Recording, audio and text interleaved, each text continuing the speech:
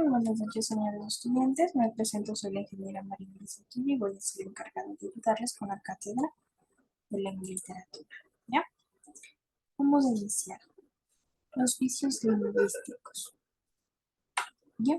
Los vicios lingüísticos o los vicios de la lengua son una forma de construcción que emplea una vocalización o un vocablo que diferente, inadecuado, ya en que en nuestro entorno social puede dificultar la interpretación correcta de un escrito.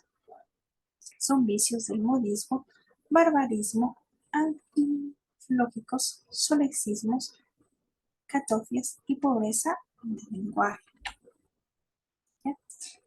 Eso han sido ¿qué? Han sido los vicios del lenguaje. Ahora, dentro de estos tenemos algunas clasificaciones como el modo propio de hablar de una lengua. Esto se lo llama como modismos, ¿ya? Es un modo propio de lenguaje.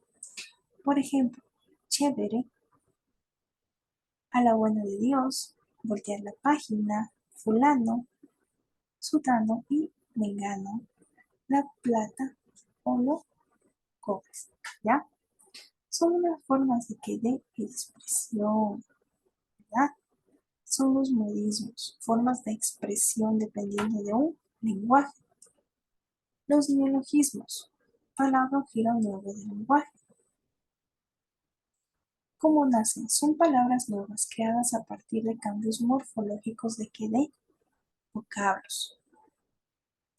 Es decir, antibiótico, radar, internet. ¿Ya? Existentes dentro de nuestro propio lenguaje. Aeronave se forma de la unión de que aero y nave, es decir, es una combinación de palabras. Barbonismos, vicio contra la propiedad del lenguaje, que consiste en usar palabras mal formadas. Remarcable, serio, affaire, ¿ya? ¿Son qué? Son formas de expresión no adecuadas que involucran una nueva creación de palabra que no está dentro de nuestro lenguaje. Los solecismos es un vicio de construcción sintáctica. Ya, el solecismo es una contravención de reglas gramaticales. Uso de cuyo cambio de preposiciones, uso de colocación inadecuada de pronombres personales y falta de concordancia. Vi dos cuadros, cuyos cuadros son de Goya. Ya, vi la mujer. Y es a la mujer. Lo tenemos consigo, con nosotros. Son formas de expresión distintas a las correctas. Cacofonía. Repetición de sonidos, sílabas, letras que producen sonidos desagradables. Ejemplo, el rigor abrasador del calor me causa un gran dolor. Vivo paisaje y no visito nicho. Ya, los sonidos son unas formas de expresión que no contemplan un sonido agradable. Recuerden que el sonido agradable dentro del vocablo, dentro de la comunicación, debe ser en que debe estar expresado con sentido de la oración. Estas deben ser claras y concisas y deben tener un mensaje claro que transmiten. La ambivología son palabras o frases y enunciados impresos y con sentido ambiguo. Encontré a Pedro cuando salía del elevador. No especifica quién ha salido del elevador, Pedro o yo. Ya, es decir, las ambilogías nos emiten un doble sentido dentro de la oración. Ahora, dentro de los componentes del lenguaje, tomando en consideración las variedades lingüísticas que vimos anteriormente, Tenemos a la fonología.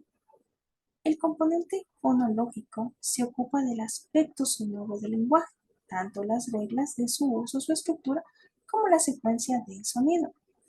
La particularidad más sencilla que estudia la fonología es el sonido, ¿verdad?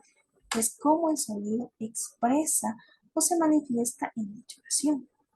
La semántica da un paso más y se ocupa del significativo o del significado que adquiere las distintas combinaciones de palabras. Este busca más el sentido. La gramática está comprendida entre la comunicación y cómo ésta debe ser o debe llegar de manera efectiva. ¿Entre quién? Entre el emisor y el receptor. Pragmática es el último de los componentes del lenguaje. Es el que adapta el lenguaje de cada una de las sociedades. ¿Ya? Y se suele dividir en habilidades diferentes. Primero, el uso correcto del lenguaje. Segundo, hablar claro. Y tercero, buscar las normas de educación a la hora de conversar. ¿Ya? La comunicación. Se distingue en tres niveles de comunicación: la interpersonal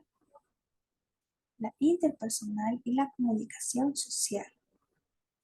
La intrapersonal nos permite manejar nuestras ideas, pensamientos y sentimientos para entender uno o a sí mismo. La comunicación interpersonal se da de persona a persona y la comunicación social se extiende a las comunidades.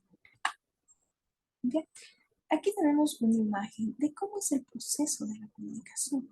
Tenemos que al emisor, al receptor, el código, el mensaje y el canal. Si podemos darnos cuenta, el mensaje va a ser lo fundamental, el centro. ¿Por qué? Porque este mensaje nos va a permitir generar ¿qué? Primero, una conversación entre emisor y receptor. Generamos un código y un canal de comunicación. ¿Ya? Espero que les haya gustado la clase. Por favor, no olviden hacer sus tareas y nos estaremos viendo en la siguiente clase.